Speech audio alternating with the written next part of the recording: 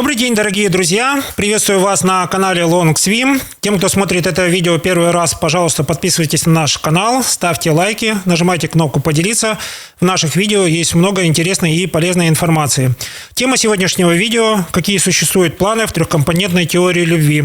И этот вопрос мы рассмотрим сквозь призму колеса жизненного баланса Long Swim. Итак, мы рассматриваем сферу семья и отношения. Эта сфера является очень важной, и как инструмент для решения этой ситуации мы берем трехкомпонентную теорию любви, и я сейчас перечислю вам те виды любви, которые существуют, их всего 8, по мере возрастания. Итак, это не любовь, влюбленность, пустая любовь, роковая любовь, симпатия, дружба, романтическая любовь, дружеская любовь и совершенная любовь. У нас в этих стадиях любви или элементах любви, кстати, в комментариях напишите, как вам удобно это называть. Существует 3 компонента. Первый компонент, который является базовый, это близость, следующее обязательство и страсть. Если мы рассмотрим вообще состояние любви, это эмоциональный момент, поэтому самый главный фактор, который играет роль, это состояние близости, потому что это эмоциональный момент. Мы идем в любовь, потому что мы хотим чувствовать хорошие, замечательные эмоции, которые нас окрыляют. Следующий элемент, который является вторым по значимости, это элемент обязательства, то есть это когнитивный аспект любви. Это еще имеет синоним названия преданность, но мы используем именно слово «обязательство». У кого есть какие пожелания по этому аспекту, пожалуйста, пишите в комментариях. Нам дискуссия тоже интересна. То есть обязательство – это выбор оставаться с партнером. И самый главный мотивирующий элемент любви, все-таки он присутствует больше у мужчин, но также и у женщин. Это страсть, это секс, сильное притяжение к человеку. Но у нас в теории любви мы в разные моменты жизни испытываем как сильное сексуальное влечение, то есть сильную страсть, или бывают ситуации, когда страсть уже падает до необходимого минимума. И давайте сейчас перечислим те состояния любви, где присутствует высокая страсть. Это состояние влюбленности, следующий момент – это роковая любовь, следующий момент – это романтическая любовь и совершенная любовь. Что такое совершенная любовь? Это любовь, которая является примером, которая окрыляет. Очень много историй любви уже экранизировано. Кто хочет рассказать какую-то историю, что является совершенной любовью, пожалуйста, ждем вас в комментариях. Пишите кратко на любом языке. Наши видео переведены на 185 языков мира. Пересылайте это видео к своим друзьям и знакомым. Это повод обсудить еще раз состояние любви с целью того, чтобы в любовь внести какую-то ясность или искринку. Не будем расстраиваться, если в вашей любви присутствует низкая страсть. Это тоже преодолимо, поправимо, но я все-таки эти моменты перечислю. Это состояние нелюбовь и пустая любовь, и далее состояние симпатия, дружбы или дружеская любовь. Если мы говорим о нелюбви, это не значит, что вы плохо чувствуете или плохо выглядите, когда не испытываете каких-то симпатий или привязанности к незнакомому человеку. Это состояние нелюбви, то есть вы находитесь в толпе незнакомцев, ваше нормальное состояние нелюбовь. Состояние пустой любви – это когда вы уже в отношениях очень длительно находитесь с человеком, но это уже не приводит к вас страсти, секс потихонечку стал рутиной, эмоциональной привязанности, как правило, уже сильно нет, не хочется ничего не рассказывать, не делиться с планами. Вот такое состояние низкой энергетики. Можно сказать, что это состояние энергетики 0,4 – нестабильное состояние, состояние 3, то есть и не хочется озвучивать какие-то планы, но есть желание эту ситуацию и исправить, поэтому следующее состояние, которое мы рассматриваем, это состояние симпатия-дружба. Симпатия-дружба, если будем считать, что в дружбе находится мужчина, у вас, у женщин, к этому мужчине высокая эмоциональная привязанность, вы можете с ним легко в любое время дня и ночи делиться своими переживаниями, как радостными и совсем печальными. Он всегда вас поддержит, независимо от того, будете вы правы или неправы, но вы к этому мужчине не испытываете вообще никакого сексуального возбуждения. Это тоже классное состояние. В колесе жизненного баланса называется 4. Нормальное состояние для действия, потому что мужчина в этом состоянии для вас оказывает действие, он поддерживает вас не только в ваших планах, но и поддерживает ваши действия, активно принимает в них участие, хотя понимает, что никакой компенсации за эти действия от вас ожидать не стоит. Вот это вот называется состояние симпатии, дружбы. Следующее состояние – это дружеская любовь, любовь, которая прошла все испытания, любовь, когда супруги в состоянии брачных отношений находятся 30-40 лет, специально оттуда убран компонент страсти высокой, потому что она не такая романтическая, ее очень тяжело показать в кино. Кстати, у кого есть примеры кино, где показана романтическая и плоская любовь двух пожилых людей, пожалуйста, напишите в комментариях, очень интересно. Я знаю, такие фильмы есть, но вот название нигде не могу найти. И если мы говорим о состоянии дружеской любви, это очень яркий пример для подражания, потому что люди в состоянии дружеской любви смогли сохранить друг друга чувства, несмотря или вопреки тому, что есть.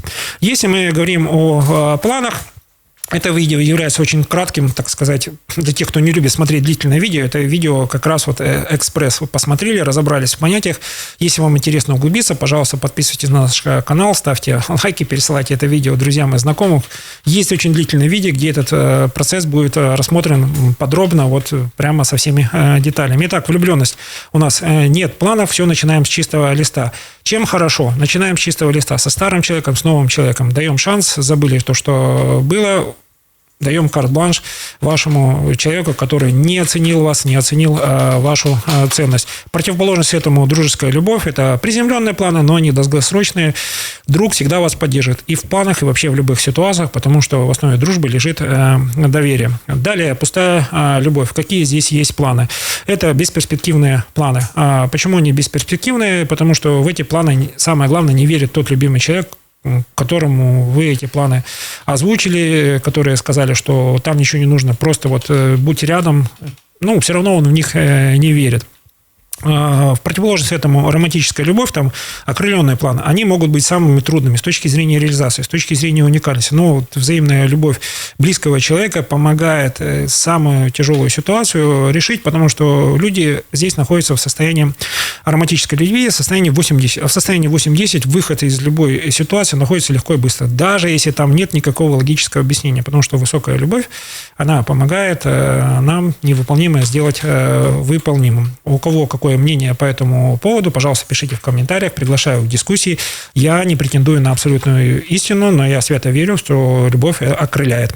Следующий момент – роковая любовь. Если мы говорим о планах, я немножко хотел бы вернуться в эмоции. В роковой любви очень краткосрочные эмоции. Там очень мало эмоций от планов, там больше эмоциональные эмоции, связанные с недоверием, когда ваш партнер не доверяет вашим планам, он доверяет своим эмоциям. Вот мне с тобой сейчас хорошо, мне хорошо, завтра мне плохо, я говорю, мне плохо, там, делай, что хочешь и так далее. Чаще всего это проявление эмоций или стратегии поведения уязвимого нарцисса. Те, кто сталкивался с этой ситуацией, пожалуйста, напишите в комментариях, как вы из этой ситуации выходили. Противоположность роковой любви. Мы имеем симпатию, дружбу, долгосрочные эмоции от планов. Почему? Потому что планы есть.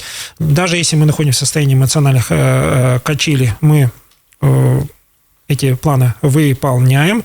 Почему мы эти планы выполняем? Потому что это друг. В дружбе самое важное быть всегда островом безопасности, островком понимания, и действие – это то, что лучше говорит о дружбе.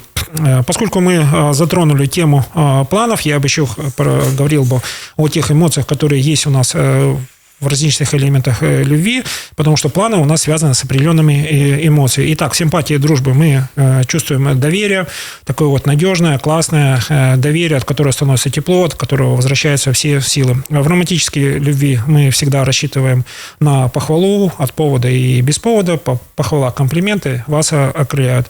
В дружеской любви мы чувствуем заботу, как заботу в молодости, так и заботу в старости. И это умение заботиться, оно тоже придает вам веру в ваши долгосрочные планы. В совершенной любви вы испытываете чувство долголетия. Почему? Потому что вы понимаете, что завтра это всего лишь половина пути или там 1/3 вашего прожитого пути. И вот это вот осознание того, что вы стремитесь в стадии долголетия реализовывать свои планы, но и планы своих близких, друзей, детей, внуков, это дает вам возможность строить долгосрочные планы. Если мы рассмотрим вектор в сторону низкой близости, то есть это в сторону полигамных отношений, здесь все немножко как антонимы в противоположную сторону. Роковая любовь связана с недоверием, то есть ваш партнер всячески демонстрирует или скрыто, или совершенно открыто к вам недоверие и к вашим планам, и к вашим действиям. В стадии пустой любви вы чувствуете постоянно чувство вины, ты сама во всем виновата, ты опять неправильно сделала, ты неправильно меня воодушевила, то есть человек всегда прав, это грандиозный нарцисс, такое вот маленькое чувство вины, вроде никто не виноват, но ты за все несешь ответственность, всю ответственность за поражение несешь ты, весь успех принадлежит мне, потому что я грандиозный нарцисс. Не трогаем тему нарциссизма, у нас тема «Колесо жизненного баланса». У кого какие мнения, пожалуйста, пишите в комментариях. Если тема будет интересна и вызовет там огромное количество комментариев и лайков, обязательно запишем отдельное видео. В стадии влюбленности обязательно испытываете чувство пренебрежения. Очень многие психологи, специалисты могут не согласиться с своими мнениями. Я совершенно открыт к диалогу. Пишите, какие чувства бывают в стадии влюбленности. Я говорю о травме пренебрежения или отвержения. Она возникает в стадии влюбленности, особенно для тех женщин, кто в стадию влюбленности заходит второй раз. То есть скрытое или открытое пренебрежение, вот это то, что можно архетипизировать. За ним следует травма отвержения. Кто с этим не согласен, пожалуйста, пишите в комментариях. Я продолжаю. Нелюбовь связана с состоянием безделия или смерти, противоположной ему совершенная любовь. То есть мы к окружающему человеку не испытываем какое-то желание действовать. Чаще всего это равнодушие, поэтому здесь формулировка присутствует, как я уже озвучил. Кто готов дать свою более интересную формулировку, пожалуйста, приглашаю к дискуссии. Итак, подводим итоги сегодняшнего видео. Какие существуют планы в трехкомпонентной теории любви?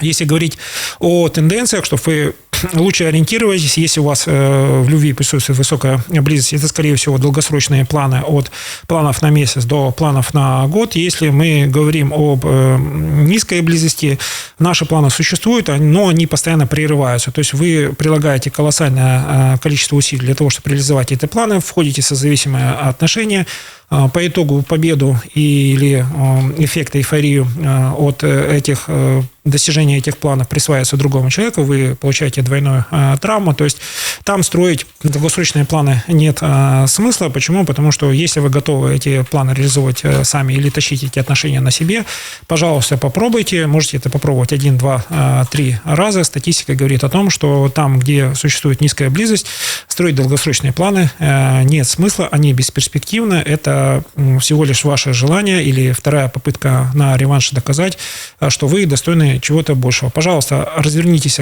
оглядитесь в сторону своего окружения. Там есть достойные люди, которые всегда вас оценят, потому что вы – это вы, и будут признавать вашу ценность, несмотря на то, что вы к этому не приложили никаких значительных усилий. Тем, кто смотрел это видео, пожалуйста, пишите в комментариях, какие теории любви вам интересны, как ваши планы влияют на ваши отношения. Эту дискуссию я тоже хотел бы, чтобы вы развили. Наше видео является мотивирующим, поэтому, как всегда, я вам желаю, чтобы у вас все получилось, потому что я в вас верю.